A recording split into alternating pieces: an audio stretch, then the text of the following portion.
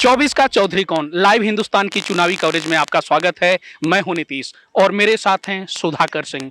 ये घोसी से विधायक हैं और आपको याद होगा कि पिछले साल जो उपचुनाव हुआ था विधानसभा का, उसमें इन्होंने भाजपा प्रत्याशी दारा सिंह चौहान को हराया था। सर, आज ही नामांकन हुआ है लोकसभा सीट के लिए राजीव राय का, क्या कहेंगे इस पे?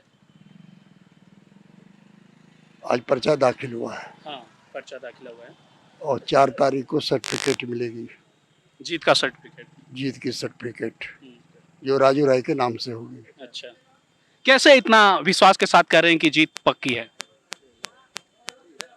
जैसे पिछले दिनों हम विश्वास के साथ कह रहे थे, आज भी उतना ही विश्वास से कह रहे हैं।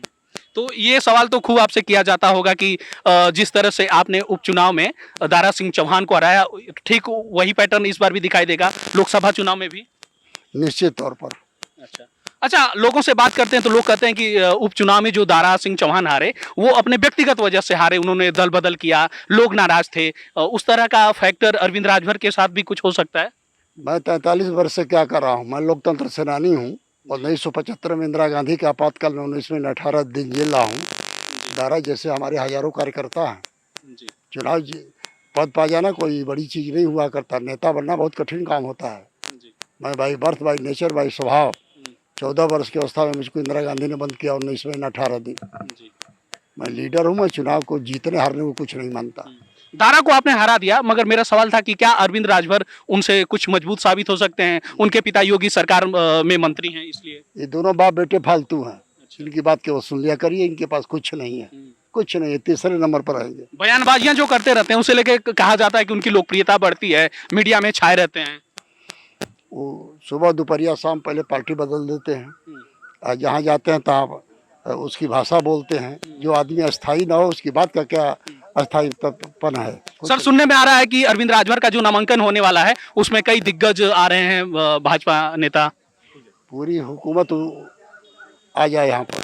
40 मंत्री पिछले दिनों भी आए थे और बड़े बड़े लोग आए थे उपचुनाव में। नतीजा आपने देख लिया, वही होगा। कौन से मुद्दे हैं सर जिन पे आपका मुख्य रूप से फोकस है और जनता के बीच आप लोग उन समस्याओं को, उन चीजों को लेकर जा रहे हैं? इस जनपद में पंडित अलगू राय शास्त्री जो संविधान सभा के जनरल सेक्रेटरी थे, वो हमारे पहले बार एमपी थे। घोसी ने जय बहादुर झारखंडे, कल्पनाथ राजकुमार, शिवराम राय जैसे त्यागी पुरुषों को यहाँ का सांसद बनाया। इधर बीच में माहौल बिगड़ गया था, फिर इस बार जो है हम उस दिशा को। राजीव राय के चुनाव प्रचार में आला कमान सैफई परिवार कब से जुड़ रहा है? सैफई परिवार जब समय लगेगा तो आ जाएगा। सर, बस आखिरी सवाल रहेगा, क्या उम्मीदें हैं, कितनी बड़ी जीत आप देख रहे हैं घोसी लोकसभा सीट में राजीव राय के लिए? लाख से नीचे नहीं रहेगी। ठीक है, तो ये हमारे साथ सुधाकर सिंह थे, घोसी से विधायक हैं। उपचुनाव में इन्होंने भाजपा उम्मीदवार दारा सिंह चौहान को हराया था और इनका दावा है कि लोकसभा चुनाव में भी वही होगा और सपा प्रत्याशी की जीत तय है। आप हमारे साथ जुड़े रहिए। नमस्कार।